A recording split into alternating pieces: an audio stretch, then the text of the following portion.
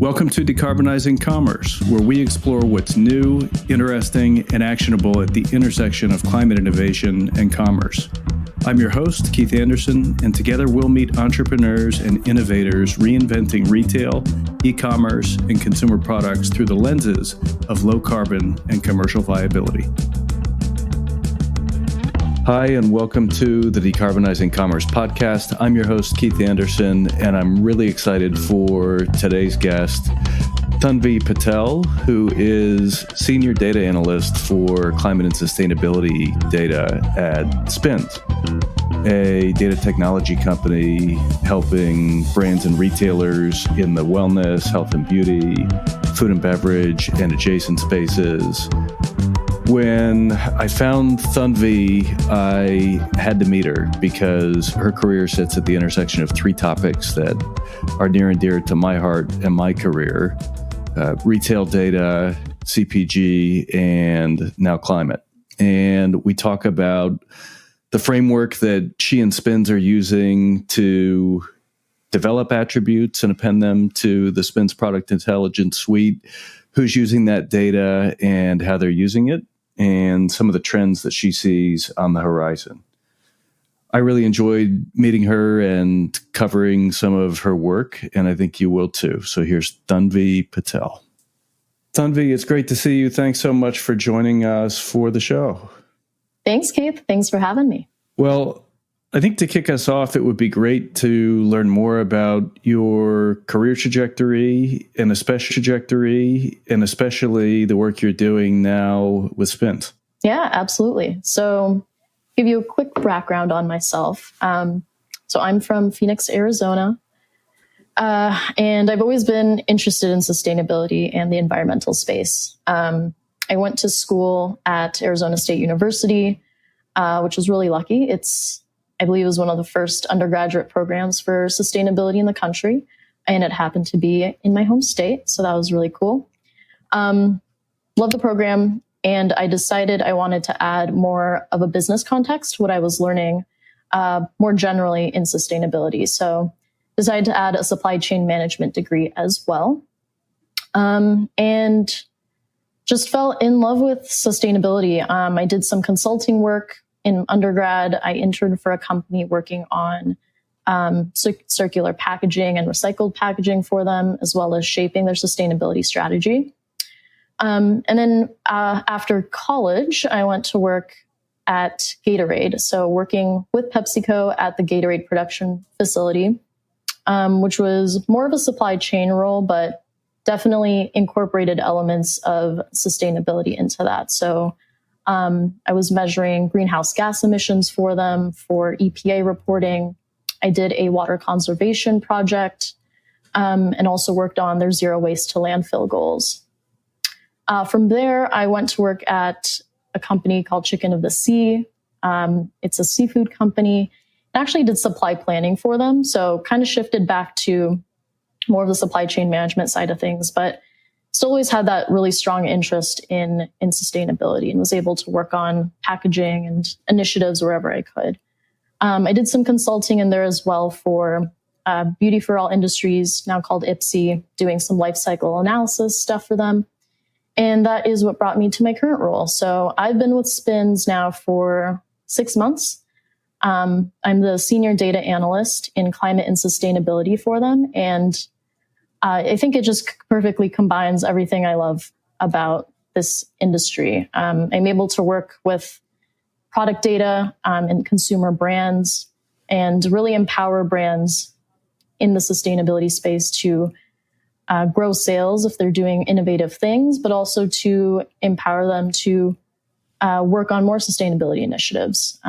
We know that consumers care more than ever about sustainability, and that's proven not to just be a trend, even through inflationary times and through COVID. It's something that people are really putting their dollars behind. So, I'm excited for what I'm able to do in this role and excited to get into it with you. When I saw your background, your career sort of sits at the intersection of three topics that I have a deep interest in: CPG, sustainability, and product data. So I thought, boy, I've got to meet Tanvi and learn more.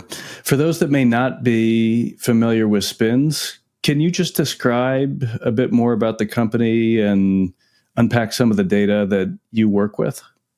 Yeah, definitely. So SPINS is basically a retail data company. So we provide product data for a huge number of products, about 3 million products, 3 million UPCs and counting. We're always adding to that, mostly in the health and wellness space. And I'll get into that a little bit later. So basically anything you'd buy at the grocery store, mostly food and bev, but also health and beauty, vitamins, supplements, things like that.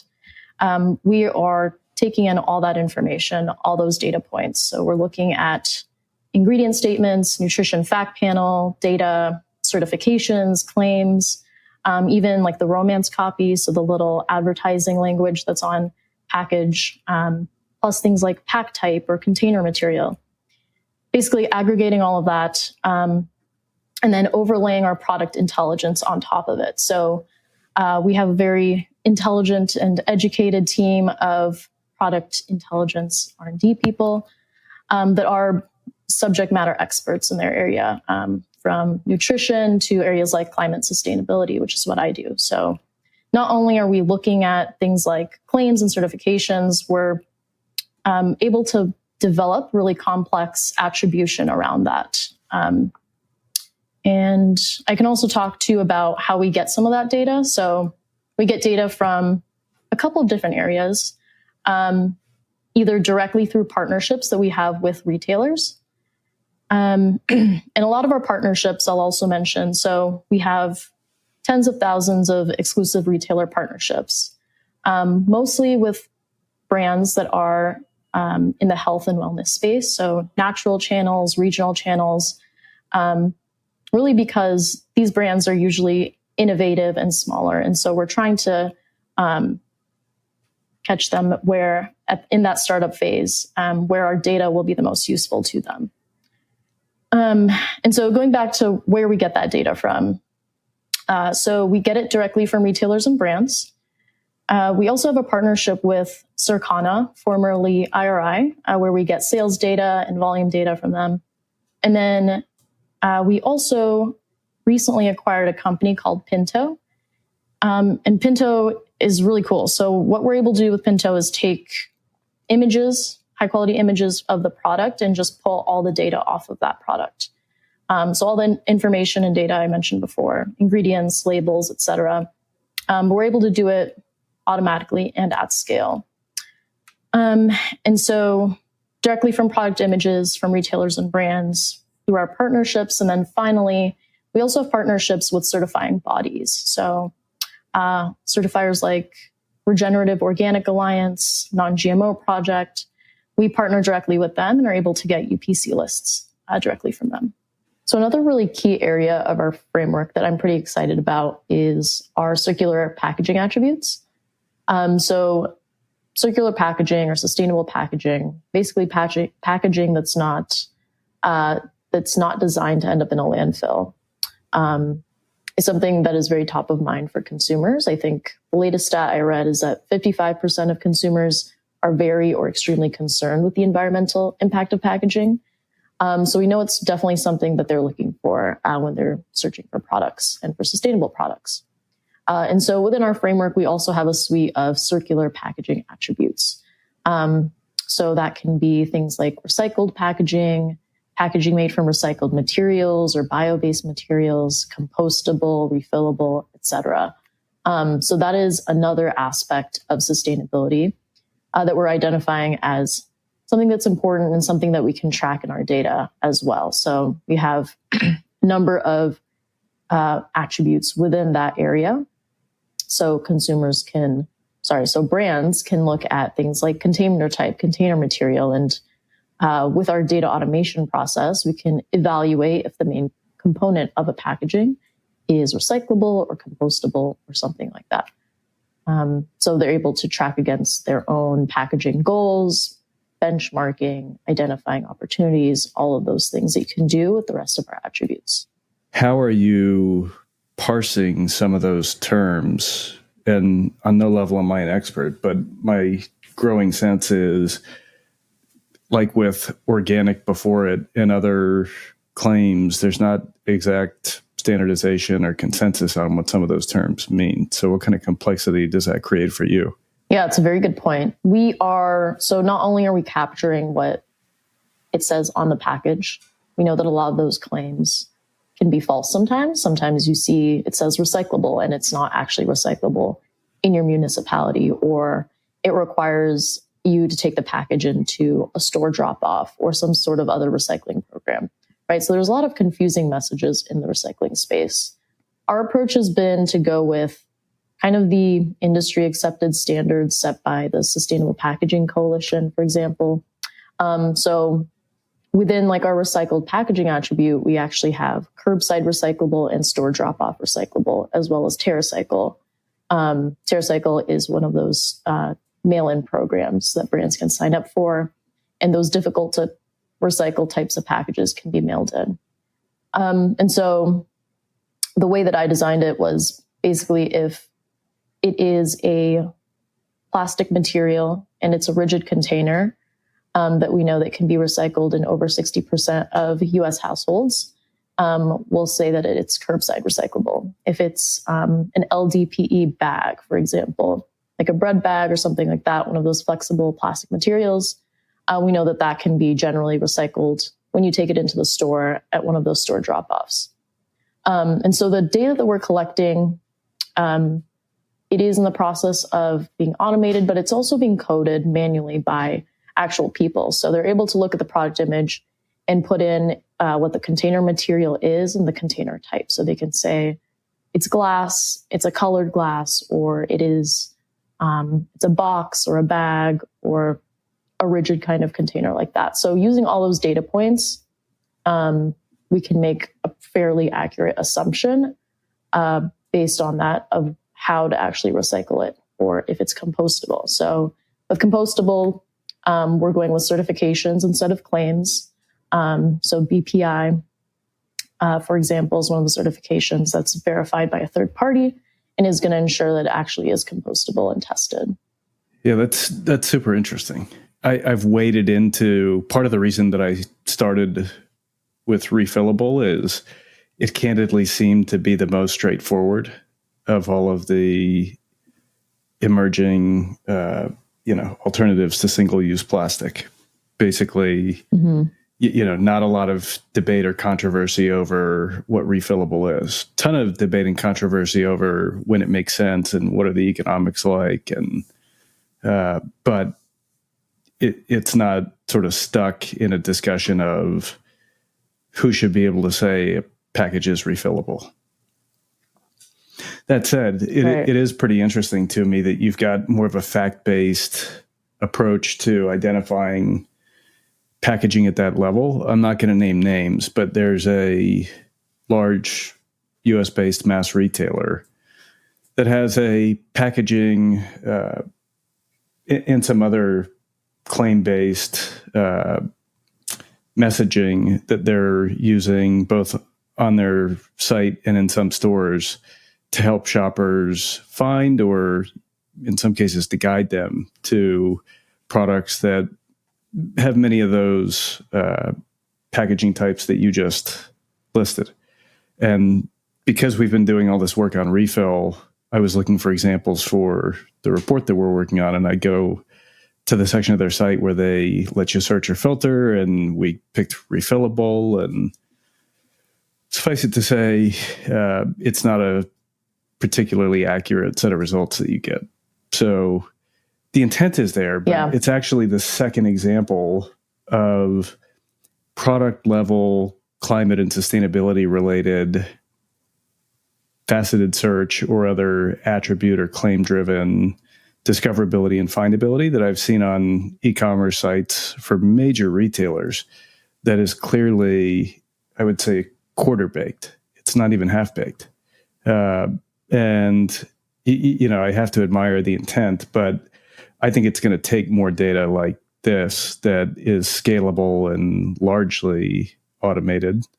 I can totally appreciate the need for human review for near perfect accuracy. But I just think it's going to be really a key enabler to get that level of granular data at scale, because I think the retailers are showing signs they want to help shoppers find products that meet these criteria, but having data that's up to date and accurate when the suppliers themselves may not yet be reporting it themselves is challenging. And in particular with Pinto, are you going beyond what's observable on the physical package with the attribution that you're layering in? Yeah, absolutely. So we are really trying to create multi-layered and dimensional complex attributes. So some examples of what this means. We have an attribute that is an ancient grains ingredient attribute. So not only are we looking at the individual ingredients that make up ancient grains, amaranth, buckwheat, etc., we're able to say, okay, how do these ingredients appear on the label? Which ingredients actually qualify in the mind of the consumer, in the minds of brands as ancient grains, and all the benefits that come with that. So we're layering on that product intelligence. We can even get more complex. So we have positioning attributes. For example, plant-based positioning is a really popular one of ours. So with this attribute, right, the really just straight data approach would be, okay, look at the ingredients in this product. Does it have any animal-derived ingredients? No, it's plant-based. Obviously, that's going to pull in everything like water or popcorn, things that just aren't really valuable as a data point. So our plant-based positioning attribute is actually where we're taking a look at the product, but also the brand and the category that it's in, and understanding beyond the package, looking at their website, looking at their marketing, and really all the positioning information to see if it's a product that's positioning itself as a plant-based alternative to a traditional meat-based product, for example. So there is a lot of that complexity and dimensionality that we're adding on top of just the straight data. So the point of sale data that you get from cooperating retailers and the Circana partnership really is the starting point to give you a sense of the size of a given market and share and how quickly it's growing. And the attribute data really helps you understand at a fairly granular level what's driving some of the demand in terms of product characteristics. Definitely. Yep. And then what you can do too with like the product data is compare it against our other attributes. So demographics of the consumer, geographies, sales channels, things like that. Slice it and dice it in any way that you want to. Can you tell us more about who is using the data and how they're using it? Ideally on the retailer and the brand side. I think a lot of data like this is often sourced by a consumer and marketplace insights team or similar. So I'm sure they have a seat at the table, but commercially, who else finds this data interesting and what kind of decisions is it informing? Yeah, absolutely.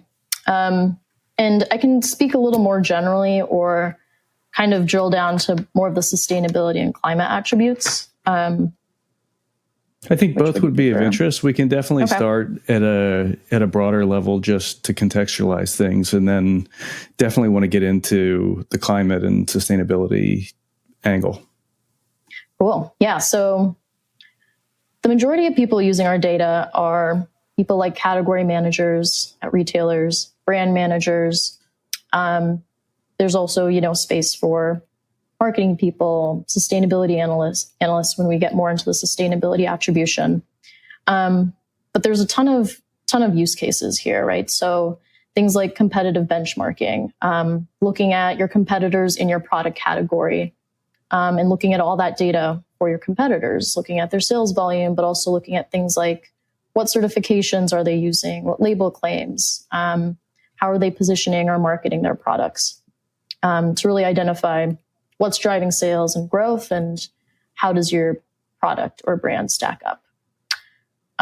From a retailer perspective, looking at category management, identifying opportunities, identifying the white space. So what are the certifications or different product data points that are up and coming and really driving consumer interest. It's also a way to inform brands and different companies on how to innovate. So what kind of new products can we bring to the market that consumers really care about, proven by the data, proven by what is driving sales. And do you have a sense of what cadence people are analyzing this data on? Is this data that you look at monthly, quarterly, every day, depending on the use case? Yeah, absolutely. Our data goes back for years. So within like our dashboard, Satori is the main software that the users will interact with the data with. And so they can look at the previous day, the previous week. They can go back several years. It's really any timeline that they want to. And are they accessing it through a portal, or how is the data typically accessed and engaged with? Yeah, so I mentioned Satori. That's pretty much our main software offering, in which you can go in, you can look at your product data, you can add in all the attributes and just build like customized reports depending on what you want to look at. There's also more of a backend offering. So within our API, you can go in and just directly download whatever data you need, and you can get more access to more data points that way. Got it. You mentioned some of the certifications.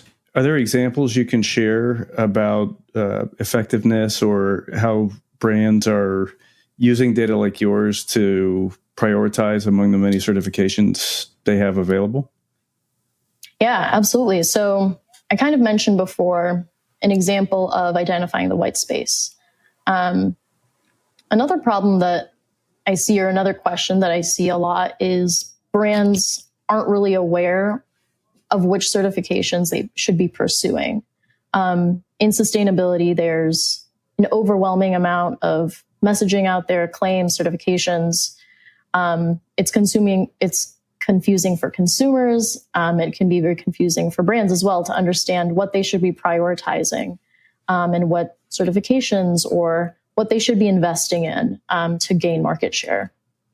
And so an example of some cool statistics that we put together with our partnership. So Regenerative Organic Alliance is a certifying body that we partner with.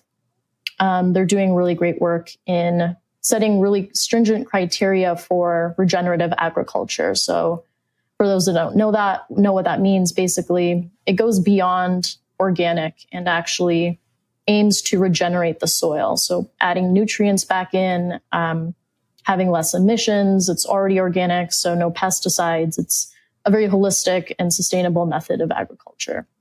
And so some statistics around that we've put together for them are, over the past year, there's been an 821% growth in sales for products in the refrigerated yogurt section that have this certification versus ones that don't.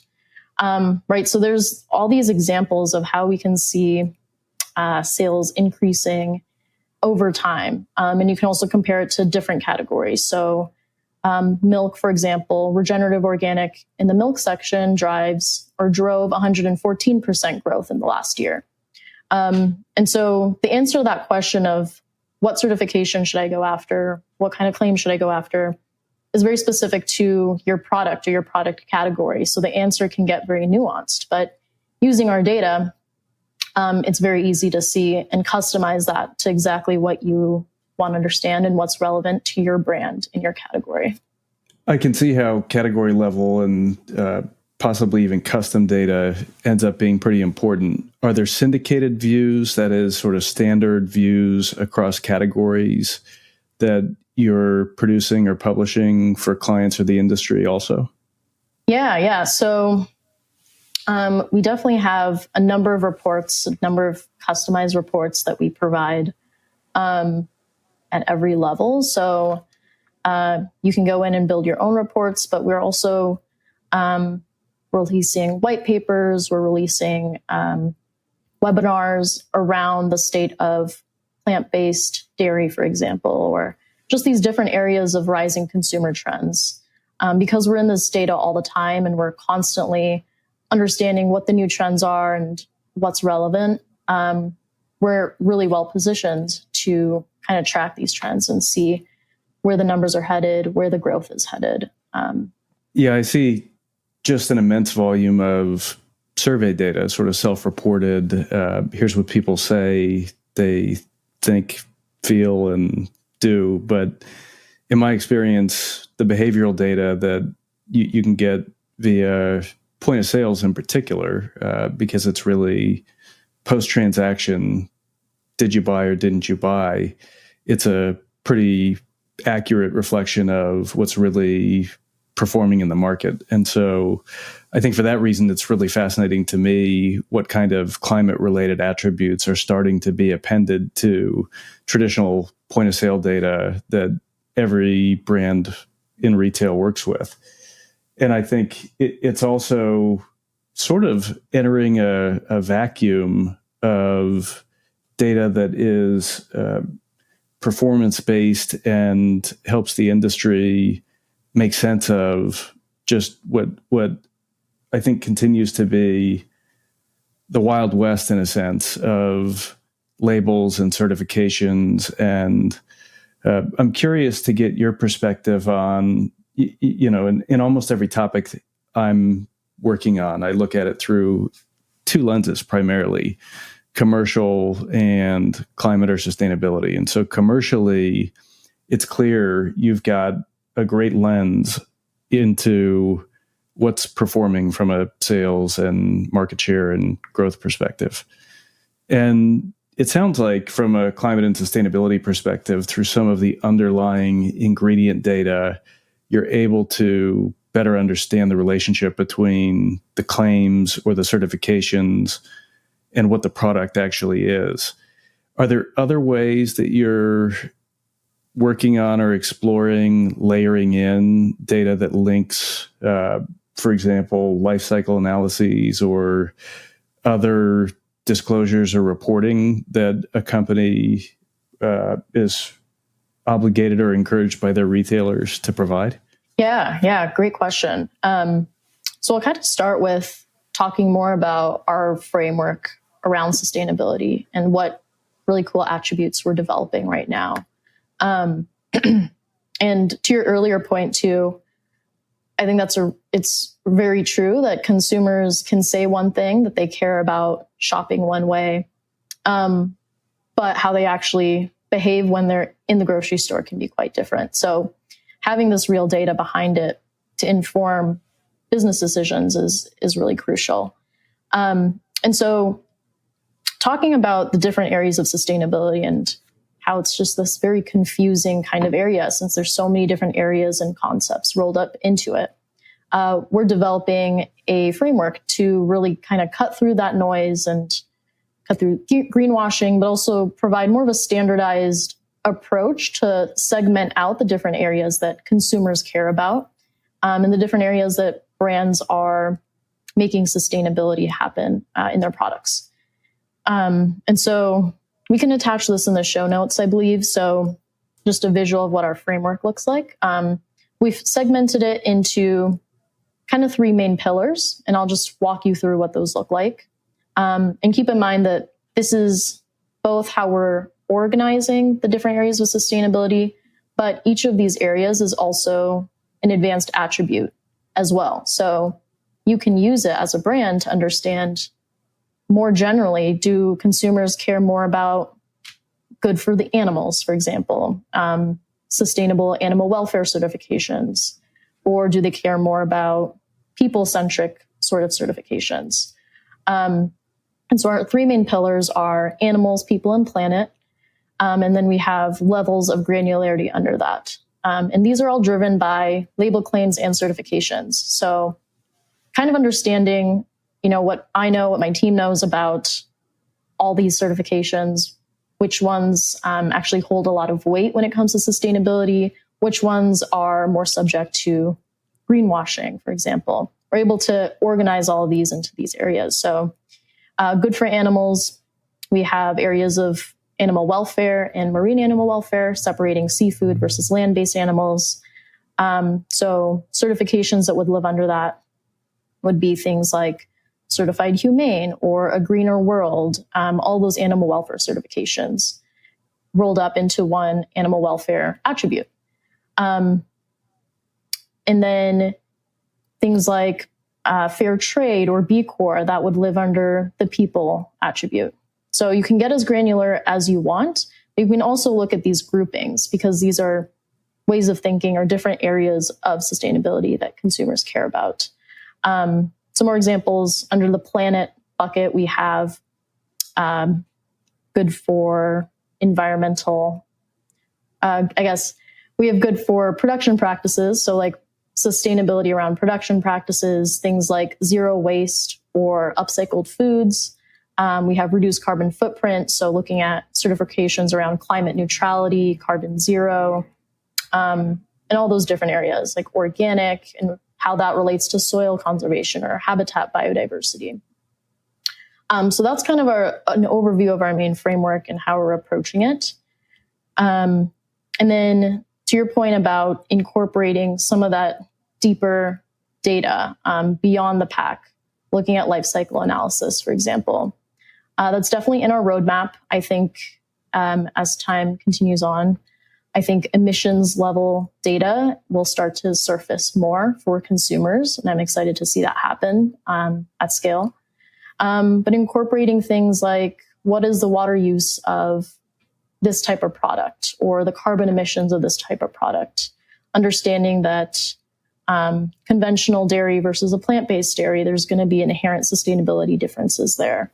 And how can we create attribution around that is definitely something that we're thinking about. And do you anticipate some of that more granular attribution is going to be used primarily behind the scenes by retailers or brands as they're making decisions about ingredients or formulation or assortment? Or do you think it's going to eventually show up in shelf communication? You mentioned consumer interest in labeling. One of the first reports that we worked on at Decarbonizing Commerce is on product level footprinting and carbon labeling. And it's a pretty interesting subject to me, simply because it is one of the most obvious ways some of this could show up, and in a limited number of cases is showing up at the shelf to consumers. But again, it's really the Wild West. There's different approaches. There's no standard. It's not clear if retailers or brands or regulators are going to play the driving role in pushing the industry towards a standard and widespread adoption. So I'm curious to get your view. Yeah, absolutely. I think to answer your question, all of that is a use case for these. I think on the brand and retailer side, as mentioned before, right, identifying opportunities, comparing what are your competitors doing in the space. Also like internal performance analysis. So looking at your different categories, looking at your products, and measuring it against internal sustainability benchmarks. Maybe you want all of your products in a specific meat category to meet the certification or have a certain level of sustainability work being put into it. So I think definitely all those use cases. But I'm also excited to see how this kind of manifests more. But I think there's a ton of potential on the consumer side as well. So building things like a sustainability score into an e-commerce platform. So making it really easy for consumers to immediately see and compare the sustainability of different products, whether that is through a set of certifications, maybe it's the marine animal welfare attribute, a way for them to filter and quickly understand the different environmental impacts of different products. So yeah, I would love to see that on e-commerce. I know that's starting to slowly roll out, as well as in shelf tags. So having things like the carbon emissions of a product be listed. So I think there's a ton of potential there on the consumer side as well. Yeah, it makes sense. Jumping back to some of the commercial use cases, one of the assumptions that I am really encountering across the industry, almost any time I mention that I'm working on sustainability related topics in CPG with people that know me for traditional CPG and retail strategy, sort of say, oh yeah, sustainability. But the question is sort of who's going to pay for it. It's a basically baked in assumption that the sustainable choice is inherently and almost always more expensive and therefore has to be sold at a price premium. So with some of the data you have you looked at, or have your teams looked at the relationship between these attributes and consumer prices and how that affects performance? Are there examples where that assumption isn't true? It's just, I found examples in different categories, some of which I think SPINS would cover, but it seems to be this conventional wisdom that I'm not convinced is, to your earlier point about category specific detail, I'm not convinced it's as true universally as it seems to be believed to be. Yeah, absolutely.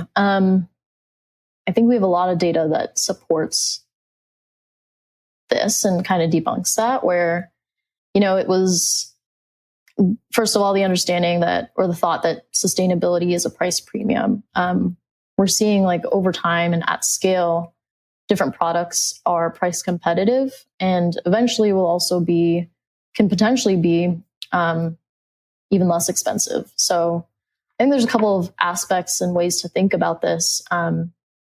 I think as consumers start to demand it more and awareness starts to build, but also governmental regulation starts to roll through, things like the SEC requiring ESG reporting, all of that, as that increases, there'll be more of this awareness and need for more of a true cost accounting when it comes to the price of things. And so looking at, so I guess I'll back up a bit. So with our data, we have found, and I don't have specific numbers with me at the moment, but I kind of mentioned this earlier too. So through COVID, through inflation, people kind of thought that sustainability would take a dip along with all these other things. What we actually found is that people are willing to pay more still for sustainability, and that held true through inflation and through COVID when people had less money to spend. So I think that's a super telling point, right? It's not really this trend that's going to go away, that it's not like a passing fad that people are interested in. But it's something that people are understanding is very important, and companies and brands are being required to treat it as something as important as well. So it's definitely something that will continue to grow, and as that happens, prices will go down. An example too of something that I think is super interesting is this coming trend of precision fermentation. So there's a couple of specifically dairy brands out there that are non-animal dairy. So they're using cell cultured microbes to basically create an identical product to dairy. So it's identical molecularly. It still like tags as an allergen, as a milk allergen, but it can be made with no animals. And so that's a highly efficient form of creating the same quality product with the same taste and all those properties, but completely eliminating the need for animal agriculture, right? So these technologies, inherently, it's so much more efficient. There's so much less cost involved in the supply chain. And so when we start realizing the true costs of some of these things, that price will go down. It's such an interesting, the whole alternative protein space is really interesting. And I'm just learning a bit about fermentation and its emergence along, I think, with sort of cultivated animal proteins as alternatives to the alternative of plant-based and potential successors to some of the really high growth and then tapering growth options that we've seen in the market over the last, call it 5 years. So I think it's really interesting and important that you call that category out. And it hadn't occurred to me before you mentioned it, but I'm looking at some of those emerging approaches from a capital investment point of view. So, I've bumped into companies like Teza Foods and Nobel and others that I think fall into that fermented alternative protein space. But the only indicator I typically have at my fingertips is, how much capital have they raised? Secondly, sometimes what kind of retail traction are they getting in terms of distribution? But I think to get a complete picture, you do need the sell-through data in addition to the sell-in data. And so I would imagine the data you sit on is a great leading indicator of consumer adoption and acceptance of some of these emerging, potentially disruptive ingredients and materials that are really aimed at producing a comparable product experience, similar taste profile, texture, you name it, but with a very different resource and environmental footprint. The interesting challenge that I think brands in that space face is just the education part. It's such an innovative space. It's such an innovative product it's dairy, but it's not from an animal, and it's vegan in some ways, but not technically, right? Just that piece of educating consumers, because there's so many benefits environmentally, but just trying to get people to understand that it's a clean product. It's highly sustainable and efficient. But yeah, it's different than anything else on the market today. So bridging that education gap will be key. Have you tried them? Oh, good question. I haven't tried them, actually. There's a couple of brands that I've been meaning to. My sister is actually a vegan and has been for a couple of years. And I told her about, I think it was the No Cow milk brand.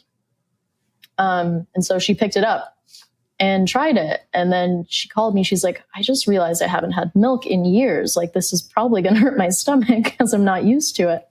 But yeah, she liked it. It was crazy. She hasn't tasted milk that real in years. Wow. I'm always interested to try any of these products, whether it's a food product or personal care, just because I continue to think so much of the competitive dynamic, while I totally acknowledge it's clear in the data, there is a strong interest in the better for the planet option. I think in many cases, certainly not all,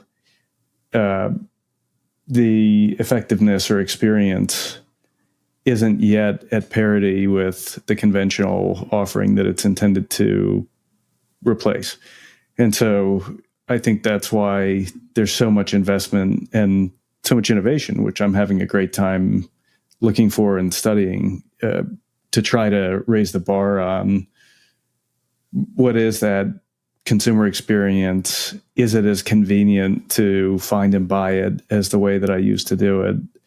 Is it economically at parity? And, the answer in many cases today is not necessarily, but it is in more and more cases. And I'm always eager to hear about those breakthrough experiences where somebody says, hey, I switched from the old razor I was using to this double-edged safety razor, and it's actually saving me money, and it's a better shave. And what do you know? The waste and footprint are really favorable versus the way I was doing it before. So fermented proteins are one of those that I'm really intrigued by. Hey folks, this is the part of the show where we say thank you and see you soon to the general audience, plus and higher tier members of Decarbonize.co. Stay tuned for the rest of the episode. Thanks for listening.